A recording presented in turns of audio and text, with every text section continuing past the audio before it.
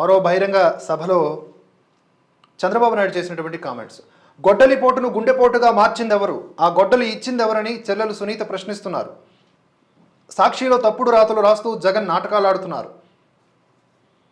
బాబాయ్ హత్యపై చర్చకు సిద్ధమా, వాలంటీరు వ్యవస్థను కొనసాగిస్తాం, శిక్షణ ఇచ్చి మంచి ఉద్యోగాలు వచ్చేలా చేస్తాం, నిరుద్యోగులకు ప్రతి నెల 3,000 రూపాయల భృతి, పెనుకొండ సభలో చంద్రబాబు.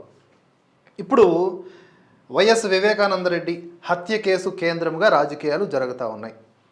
నిన్న మాట్లాడిన వాటిల్లో కొన్ని కీలక అంశాల గురించి మనం చర్చించుకోవాలా. దీని గురించి ఆంధ్రజ్యోతి ఏమిచ్చిందో చూద్దాం. ఫస్ట్, వివేక హత్యపై చర్చకు సిద్ధమా, వాలంటీర్లను తొలగించం, రెడ్ కలర్లో అక్షరాలతో. తొలుత గుండెపోటు అన్నారు, తర్వాత గొడ్డలి వేట అన్నారు. మరి ఆ గొడ్డలి ఎవరిచ్చారని మీ చెల్లెలు అడుగుతోంది. ప్రతిపక్ష నేతగా ఉన్నప్పుడు సిబిఐ కావాలన్నావా లేదా? గద్దెనెక్కాక వద్దంటూ నాటకాలు. హత్య చేసిన వాళ్లకు సీఎం అయ్యే అర్హత ఉందా? మనం మాట్లాడినాం. ఇప్పుడు ఈ వివేకానందరెడ్డి హత్య కేసు గురించి యాజ్ ఆఫ్ నౌ ఎవరు మాట్లాడినా అది రాజకీయమే అవుతుంది. ఎన్నికల తర్వాత దాని మీద మాట్లాడితే చిత్తశుద్ధి అవుతుంది. కాబట్టి ఆ పాయింట్ గురించి వదిలేద్దాం. జనాలకు తెలుసు ఎవడు ఏం చేశాడు, ఎవడిని కాపాడాడు. మిగతా వాటిల్లో వాలంటీర్ వ్యవస్థ వల్ల రాష్ట్రానికి 5 సంవత్సరాలకి సుమారుగా 1,00,000 కోట్ల రూపాయలు ఖర్చు అవుతుంది ప్రజాధనం. వాలంటీర్ వ్యవస్థని కేవలం జీతాల కోసం 1,00,000 కోట్ల దాకా ఖర్చు అవుతుందని ఒక సమాచారం. అది ప్రజలకు సేవ అనేది పక్కన పెడితే ప్రజాధనమే వృధా అవుతున్నదని విశ్లేషకులు కూడా చెప్తా ఉన్నారు. దాన్ని స్టార్టింగ్లో క్వశ్చన్ చేశారు. ఇప్పుడు జనసేనతో పొత్తు పెట్టుకున్నటువంటి చంద్రబాబు నాయుడు గారు అదే జనసేన చేసిన వ్యాఖ్యలు ఏంటి? జనసేన అని చేసిన వ్యాఖ్యలు, వాలంటీర్లు కొంతమంది స్త్రీలను అమ్మేస్తూ ఉన్నారు, వాళ్ళ డేటాని విక్రయిస్తూ ఉన్నారని చేసేసి తీవ్రమైన వ్యాఖ్యలు చేశారు. కేసు కూడా నమోదైంది పవన్ కళ్యాణ్ మీద. మీరు ఇప్పుడు అదే వాలంటీర్ వ్యవస్థను కొనసాగిస్తామని చంద్రబాబు నాయుడు అనడంలో రాజకీయం ఏంటంటే, వాలంటీర్లు బలంగా ఇప్పుడు క్షేత్రస్థాయిలో వైసీపీకి పనిచేస్తూ ఉన్నారు.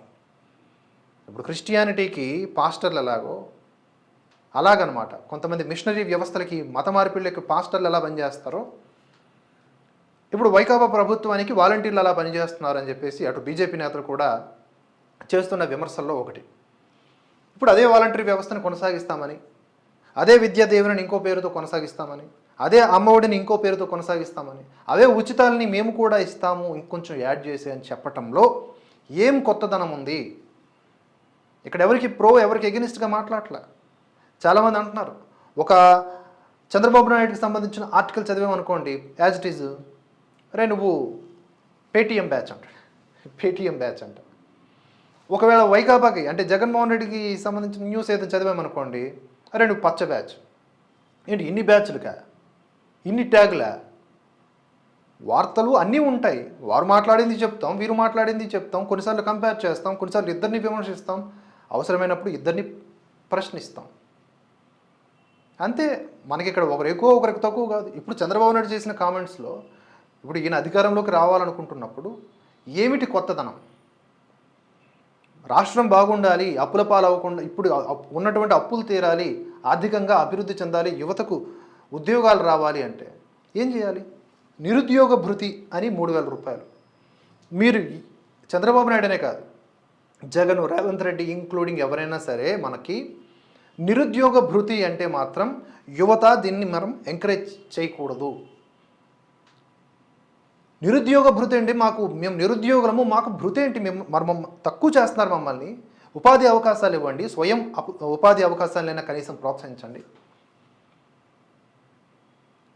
మీడియం సెక్టార్స్లోనైనా, స్మాల్ సెక్టార్స్లోనైనా మాకు బిజినెస్ అవకాశాలను పెంపొందించండి, బిజినెస్ లోన్స్ ఇప్పించండి.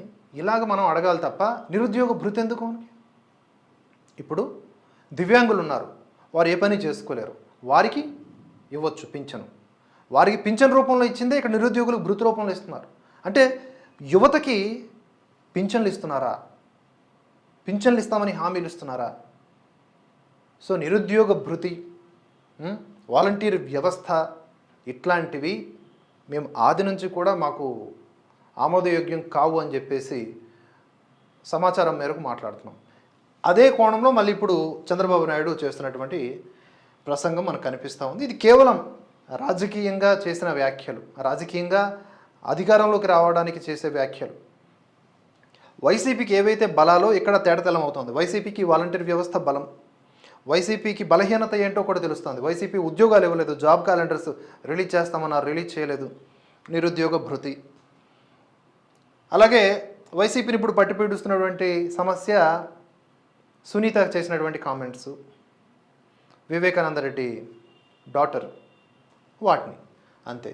ఇప్పుడు వివేకానంద రెడ్డి కేసులో న్యాయం జరగాలి అంటే రేపు పొద్దున అధికారంలోకి వచ్చినటువంటి ఏ పార్టీ అయినా, టీడీపీ వస్తే టీడీపీ, వైకాపా వస్తే వైకాపా, వాటిని ఓపెన్గా ఆ దర్యాప్తుని కొనసాగింప చేయాలి. వైసీపీ అలా చేయలేదు. వైసీపీ ఎట్టి పరిస్థితుల్లో అలా చేయలేదు. అవినాష్ రెడ్డిని సిబిఐ అధికారులు అరెస్ట్ చేయడానికి వస్తే సిబిఐ మీద అటాక్ చేశారు ఈయనకు సంబంధించిన వ్యక్తులు. అంటే ఇక్కడెక్కడో తేడా కొడుతోంది, జనం కూడా చూస్తూ ఉన్నారు. ఎన్నో హత్యలు, ఎన్నో దారుణమైనటువంటివి జరిగాయి. ఎమ్మెల్సీ అనంతబాబు డ్రైవర్ ఒక దళితుడు, అతన్ని కూడా హత్య చేశారు అత్యంత దారుణంగా. ఏమైంది? బెయిల్ మీద బయటకు వచ్చినోడికి దండేసి స్వాగతం పలికారు. ఇది మానవ సమాజం, మన ఆంధ్రజనుల సమాజంలో వ్యవహరిస్తున్న తీరు. మన పొలిటీషియన్స్ వీళ్ళందరూ ఇలాగే ఉన్నారు.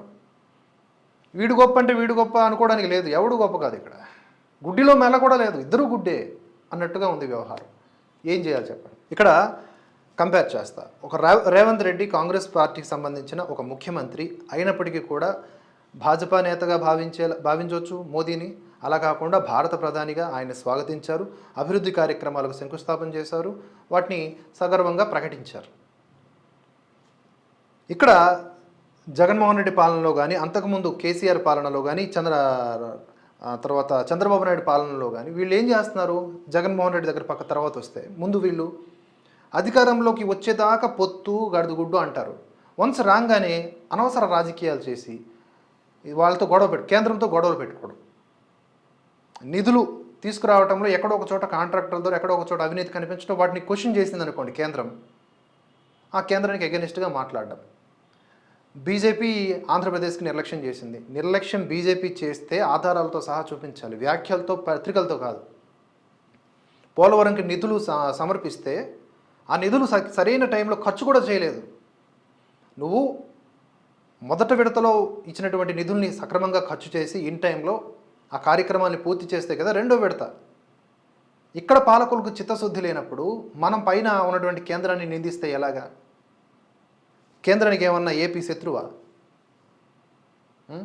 బేసిక్ కామన్ సెన్స్తో ఆలోచిస్తే చాలు. ఆంధ్రాని మోదీ మోసం చేశాడు అంటే ఆంధ్రాని పాలకులు మోసం చేయట్లేదా?